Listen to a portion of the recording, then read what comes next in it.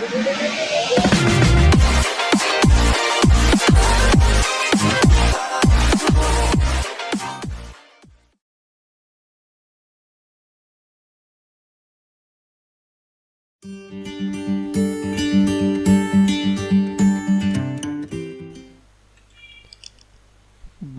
پورے انہماک سے سلمان کی باتیں سن رہی تھی اور سلمان کو ایسا محسوس ہو رہا تھا کہ اس کے دل کا بوجھ ہلکا ہوتا جا رہا ہے۔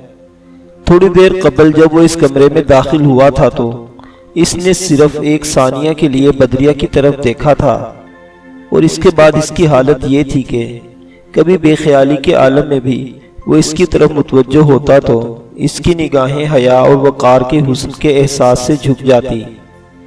مان اسے خیال آیا کہ وہ ضرورت سے زیادہ باتیں کر رہا ہے اور وہ خاموش ہو گیا۔ بدریہ نے چند ثانیے توقف کے بعد کہا، مجھے ایسا محسوس ہوتا ہے کہ آپ میرے ہم وطن ہیں۔ باہر کا کوئی آدمی اندلس کے ساحلی علاقوں سے اس قدر واقف نہیں ہو سکتا۔ سلمان نے جواب دیا، میں المریہ کے ایک عرب گھرانے میں پیدا ہوا تھا اور والدہ ایک بربر قبیلے سے تعلق رکھتی تھی، لیکن یہ ایک طویل داستان ہے۔ اگر آپ تھک نہ گئے ہو تو میں وہ طویل داستان سننا چاہتی ہوں۔ بدریہ کے اصرار پر سلمان نے اپنی سرگزشت شروع کی۔ جہاز رانی اور تجارت ہمارا خاندانی پیشہ تھا۔ میرے والد کے 4 ذاتی جہاز تھے۔ انہوں نے المریہ اور مالقا کے علاوہ مراکش اور الجزائر میں بھی تجارتی مراکز قائم کر رکھے تھے اور اکثر گھر سے باہر رہتے تھے۔ جب میری عمر 6 سال کی ہوئی تو والدہ ان کی غیر موجودگی میں فوت ہو گئی۔ میرے نانا مجھے اپنے پاس لے آئے۔ 2 ماہ بعد ابا جان واپس آئے اور مجھے اپنے ساتھ مالقا لے آئے۔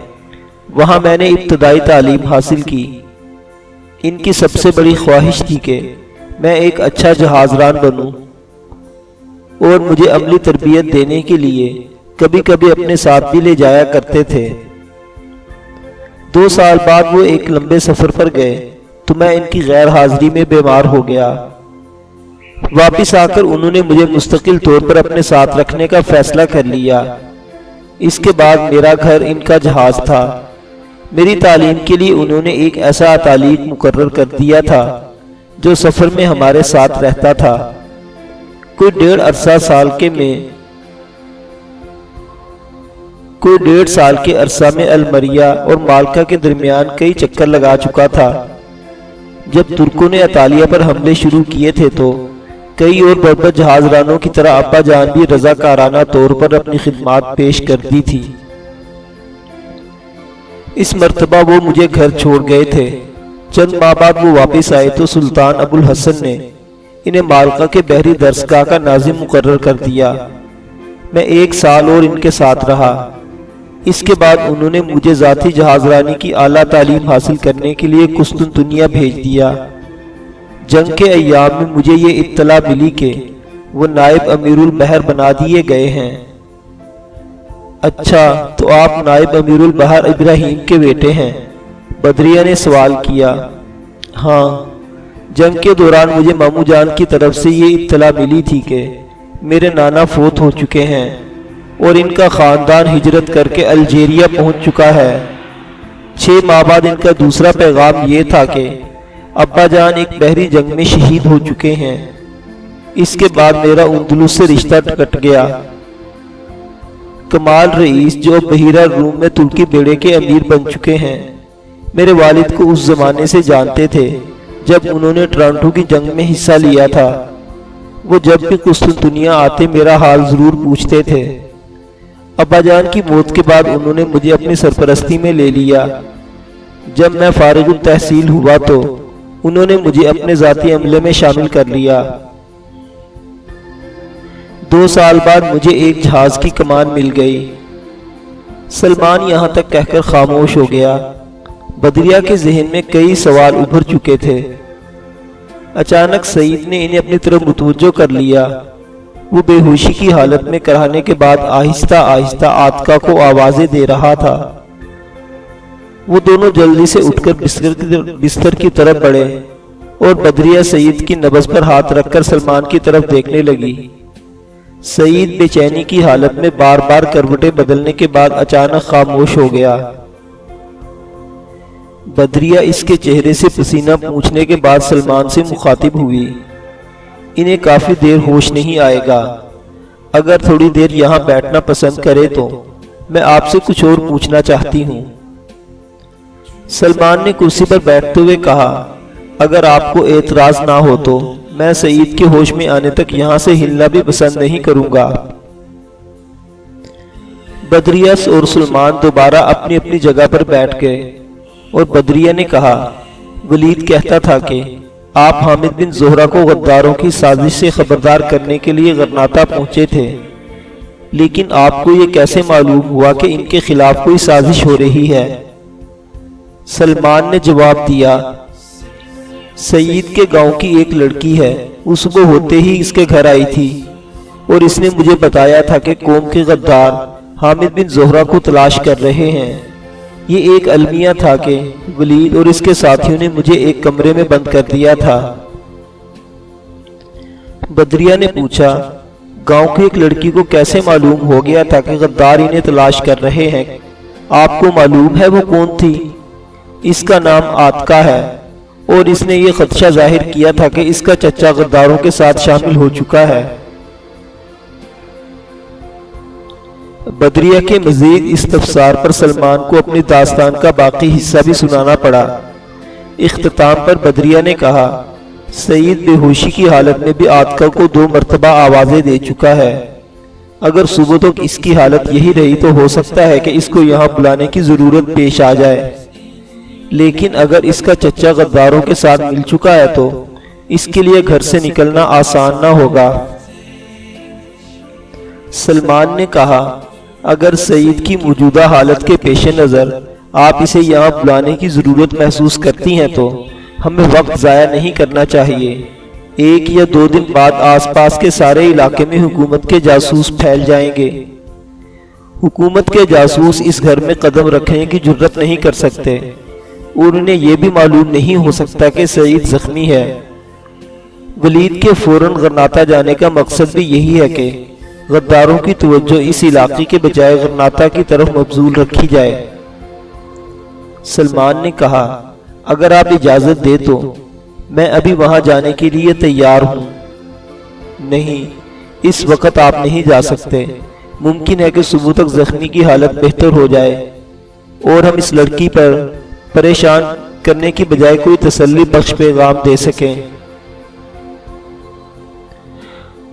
وہ کچھ دیر خاموش رہے، پھر بدریہ نے کہا، کل میری بیٹی بہت خوش تھی، اس نے آپ کو دیکھتے ہی مجھے یہ پیغام دیا تھا کہ ایک مجاہد غرناطہ گیا ہے اور واپسی پر ہمارا مہمان ہوگا۔ وہ آپ کی آمد سے قبل سو گئی تھی، ورنہ صبح تک آپ سے باتیں کرتی۔ اسما میری میزبانی پر مصر تھی اور میں نے محض اس کی دلجوئی کے لیے جو وعدہ کیا تھا وہ اب اس حالات میں پورا کر رہا ہوں جو مجھے بھیانک سپنے محسوس ہوتے ہیں۔ بدریہ نے کہا، آپ کو معلوم ہے کہ میں سعید کی طرح آپ کے متعلق بھی سخت فکر مند ہوں۔ اگر غداروں کے دل میں یہ شبہ پیدا ہو گیا کہ کوئی بربر یا ترک حامد بن زہرہ کے ساتھ ہے تو وہ آپ کو گرفتار کر کے دشمن کے حوالے کرنے سے دریغ نہیں کریں گے۔ اگر جانے سے پہلے غرناطہ کے بعض رہنماؤں سے آپ کی ملاقات ضروری نہ ہوتی تو میں یہ مشورہ دیتی کہ آپ کو اسی وقت روانہ ہو جانا چاہیے۔ اب اس گھر میں کسی کو یہ معلوم نہیں ہونا چاہیے کہ آپ کا تعلق ترکوں کے ساتھ ہے۔ اگر کوئی پوچھے تو آپ یہ کہہ کر ٹال دیں کہ آپ اندراج سے آئے ہیں اور میرے شوہر کے امزاد ہیں۔ میرے شوہر کا نام عبدالجبار تھا۔ سلمان نے کہا، میں قسطنطنیہ کی بحری درسگاہ میں تعلیم حاصل کر رہا تھا تو میں اکثر اس قسم کے خواب دیکھا کرتا تھا کہ میں ایک جنگی جہاز کا کپتان ہوں اور اندلس کے ساحل پر دشمن کے قلعے پر گولہ باری کر رہا ہوں، لیکن اب مجھے یہ محسوس ہوتا ہے کہ قدرت نے اچانک مجھے ایک ایسے راستے پر ڈال دیا ہے جو میرے لیے بالکل نیا ہے۔ میں ایسے کام کے لیے موزوں نہیں تھا۔ اس کے لیے زیادہ ہوشیار آدمی کی ضرورت تھی۔ بہرحال میں کوشش کروں گا کہ میرے یہاں ٹھہرنے سے اگر غرناطہ کے حریت پسندوں کو کوئی فائدہ نہ ہوا تو انہیں کوئی نقصان بھی نہ پہنچے۔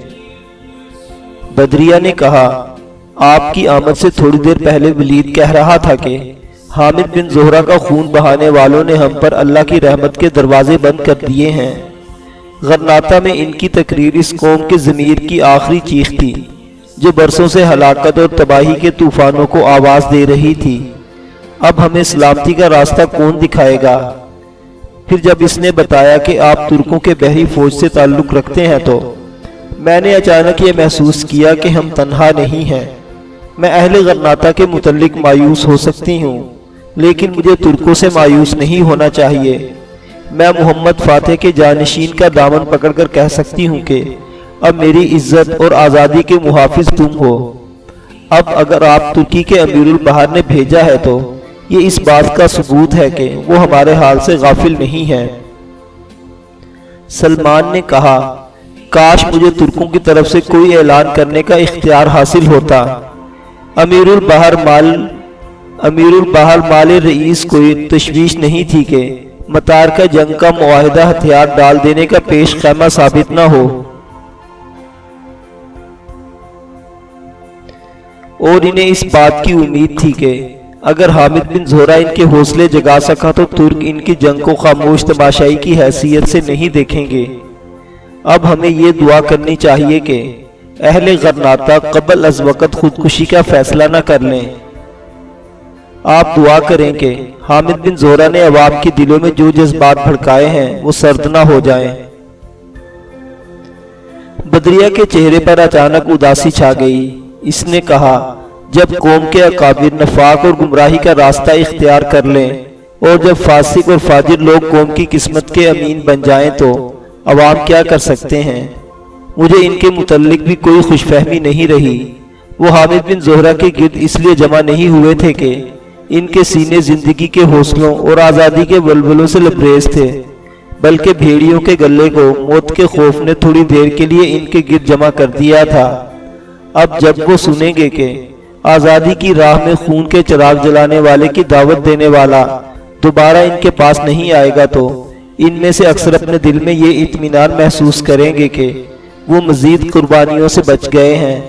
میں آپ کو مایوس نہیں کرنا چاہتی، لیکن کاش اہل غرناطہ کے متعلق میں آپ کو کوئی بہتر رائے دے سکتی۔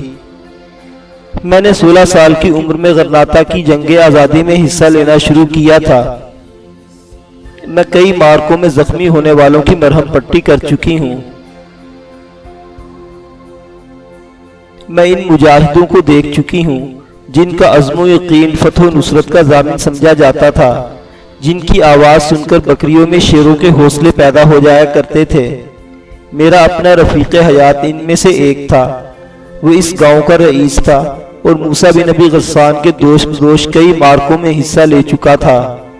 اس کے جسم پر پرانے زخموں کے 11 نشان موجود تھے۔ وہ ان ہزاروں مجاہدوں میں سے ایک تھا جن کے نام سے دشمن کے دل دہل جایا کرتے تھے۔ اگر اس وقت کوئی یہ کہتا کہ ان غیور اور بہادر انسانوں کے ایثار و خلوص اور عزم و ہمت کے باوجود کسی دن ہماری عظیم فتوحات بدترین شکستوں میں بدل جائیں گی تو میں اور میری طرح اندلس کی ہر بیٹی اس کا منہ نوچنے کے لیے تیار ہو جاتی۔ لیکن ہمارے لیے اندرونی غدار، نااہل حکمران اور سازشی عمرا بیرونی دشمنوں سے زیادہ خطرناک ثابت ہوئے، اور آج یہ حالت ہے کہ قوم کا با اثر طبقہ غلامی کا درس دینے والوں کی بجائے جہاد کا راستہ دکھانے والوں کو اپنا دشمن سمجھتا ہے۔ مجھے ڈر ہے کہ حامد بن زہرہ کے قتل کی خبر موجود ہوتے ہی عوام کے حوصلے بھی ٹوٹ جائیں گے، اور ملت کے غدار اس بات پر خوشیاں منائیں گے کہ انہیں جنگ کے مصائب سے ہمیشہ کے لیے نجات مل گئی۔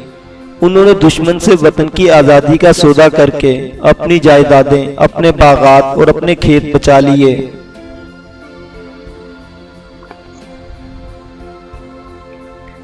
وہ حامد بن زہرہ کے متعلق لوگوں کو یہ سمجھائیں گے کہ وہ ایک شرپسند باغی تھا اور اپنی انا کی تسکین کے لیے قوم کو تباہی کے راستے پر ڈالنا چاہتا تھا۔ سلمان نے کہا، مجھے آپ کے نوکروں سے یہ معلوم ہوا تھا کہ آپ صرف چند دن قبل اس اپنے اجڑے ہوئے گھر میں واپس آئی ہیں۔ کیا ایسے غیر یقینی حالات میں یہ بہتر نہ ہوتا کہ آپ یہاں سے دور رہتی؟ بدریہ نے جواب دیا، میں اس وقت یہاں سے گئی تھی جبکہ عورتوں اور بچوں کا یہاں ٹھہرنا ناممکن ہو گیا تھا۔ اگر صرف اپنی جان بچانے کا مسئلہ ہوتا تو میں ہر صورت میں اپنے شوہر کے ساتھ رہتی، لیکن اگر اس گھر میں 40 سے زیادہ زخمی اور بیمار پڑے ہوئے تھے، غرناطہ میں قحط پڑا ہوا تھا اور تمام شفا خانوں میں زخمی بھرے ہوئے تھے، جب میرے شوہر نے مجھے زخمیوں کے ساتھ جانے کا حکم دیا تھا تو میں انکار نہ کر سکی۔ اس نے وعدہ کیا تھا کہ جب اس کی بستی کی حفاظت ناممکن ہو جائے تو میں بچے کچھ آدمیوں کو لے کر تمہارے پاس پہنچ جاؤں گا، لیکن میرا دل اس وقت بھی یہی گواہی دیتا تھا کہ یہ ہماری آخری ملاقات ہے۔